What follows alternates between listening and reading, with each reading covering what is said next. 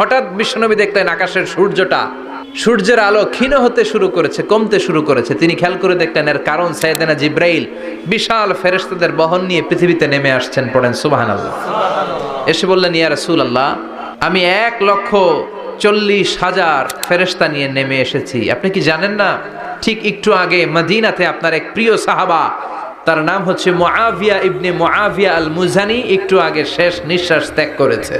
বিশ্বনবী বললেন, ইন্না লিল্লাহি ওয়া ইন্না ইলাইহি রাজিউন। সাইয়েদনা জিব্রাইল বললেন, ও নবী, আপনি কি আপনার প্রাণের সাহাবীর জন্য গায়েবানা জানাজা পড়বেন না? বিশ্বনবী বললেন, অবশ্যই পড়ব। সাহাবীদের মধ্যে ঘোষণা দিলেন, ও সাহাবারা, তোমাদের ভাই মুআবিয়া ইবনে মুআবিয়া আল মুজানি কিছুক্ষণ আগে মদিনাতে ইন্তেকাল করেছে।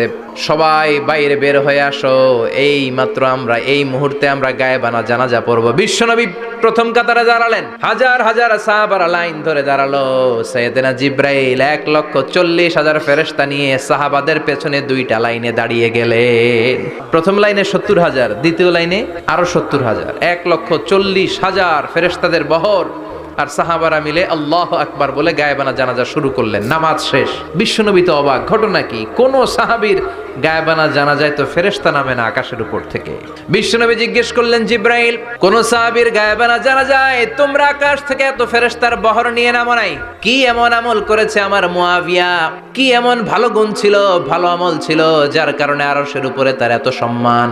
সাইয়েদনা জিব্রাইল বললেন, নবী, তেমন কোনো বড় আমল নয়, ছোট্ট একটা আমল, কিন্তু আমলটারে ভালোবেসেছে কে? আপনার এই প্রিয় সাহাবী হাঁটতে বসতে চলতে ফিরিতে সব সময় পড়তো, কুল হুয়াল্লাহু আহাদ আল্লাহুস সামাদ লাম ইয়ালিদ ওয়া লাম ইউলাদ ওয়া লাম ইয়াকুল লাহু কুফুয়ান আহাদ। পড়েন আল্লাহু আকবার।